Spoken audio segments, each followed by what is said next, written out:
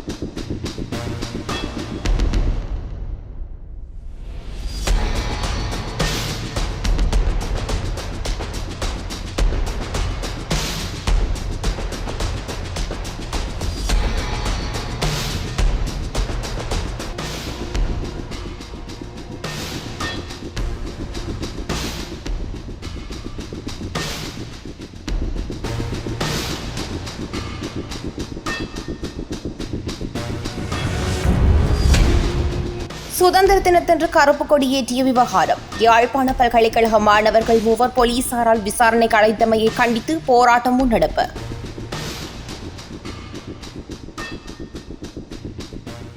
அடக்காதே அடக்காதே அடக்காதே அடக்காதே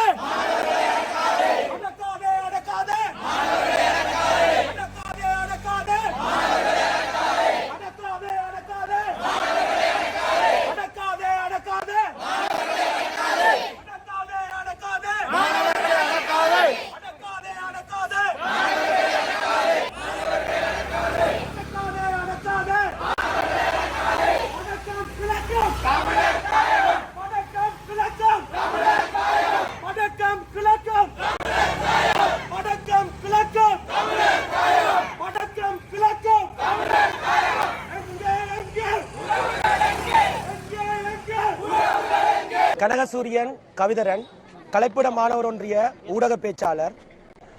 நாங்கள் இன்றைய தினம் கடந்த பிப்ரவரி மாதம் 4ஆம் தேதி ஸ்ரீலங்காவினுடைய சுதந்திர தினம் தமிழர் தேசத்தினுடைய கரிநாளன் அங்கீகரித்து கருப்பு கொடியினை நாங்கள் ஏற்றியிருந்தோம். இந்த கருப்பு கொடி ஏற்றிய விவகாரம் தொடர்பாக எமது யாழ்ப்பாண பல்கலைக்கழக 3 மாணவர்கள் இன்றைய தினம் ஜாழ்ப்பாண குற்றத்தடுப்பு பிரிவினரால் வந்து விசாரணைக்காக அழைக்கப்பட்டிருக்கிறார்கள். எனவே அதனை வந்து கண்டித்து நாங்கள் இந்த மாணவர்கள் அனைவரும் இணைந்து விரிவுரைகளை புறக்கணித்து இன்றைய தினம் இந்த போராட்டத்தை நாங்கள் முன்னெடுத்துக் கொண்டிருக்கின்றோம். ஒரு பல்கலைக்கழகம் என்பது தன் இனம் சார்ந்தும் தன்னுடைய பண்பாடு சார்ந்தும் தன்னுடைய மொழி சார்ந்தும் குரல் கொடுப்பது என்பது உலகத்தினுடைய வளமையாகும். உலகிலே பல்வேறு பல்கலைக்கழகங்கள் இவ்வாறு தங்களுடைய குரல்களை வந்து கொடுத்து கொண்டிருக்கின்றன. அதே போன்று ஒரு இலங்கையினுடைய தேசிய கொடியில் காணப்படுகின்ற நிறங்களும் அதில் காணப்படுகின்ற அந்த நினைவு சின்னங்களும் உண்மையில் அதில் கூறப்படுகின்ற விடயங்கள் வந்து அந்த கூறப்படுகின்ற விடயங்களின் அடிப்படையில் தமிழர்கள் வந்து அங்கே மதிக்கப்படாமல் அவர்களுக்கான அநீதிகள் வந்து நடந்து கொண்டிருக்கின்றன. அதனால்தான் நாங்கள் அந்த காரணத்தினால்தான் நாங்கள் இந்த கருப்பு கொடியினை வந்து நாங்கள் ஏற்றியிருந்தோம். கருப்பு கொடி ஏற்றி இருந்த இந்த விடயத்தை வந்து இந்த அரசாங்கம் எங்களை விசாரணைக்கு வந்து அழைத்திருக்கின்றது. குறிப்பாக பிடிஐயை நீக்குவோம் என்று கூறி இந்த ஆட்சிக்கு வந்த இந்த அரசாங்கம் புதிதாக PST என்கின்ற சட்டத்தை அமுல்படுத்தி உரிமைக்காக போராடுகின்ற தமிழ் மக்களை அச்சுறுத்துகின்ற ஒரு சூழலை உருவாக்கி அவர்களை பயங்கரவாதியாக அடையாளப்படுத்துகின்ற ஒரு செயற்பாட்டில் இந்த அரசாங்கம் வந்து செயற்பட்டு கொண்டிருக்கின்றது.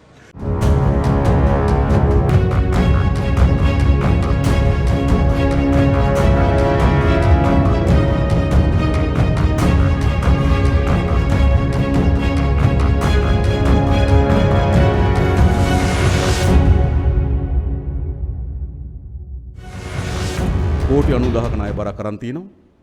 සාමාන්‍ය පොලිය හිතුවත් කෝටි 1000ක් විතර වෙනවා. ඒතර ඒක බහණ්ඩාගාර අතිරේක බරක්. ඒක අපි තෙල් වලට බද්දක් දාලා එකතු කරනවා.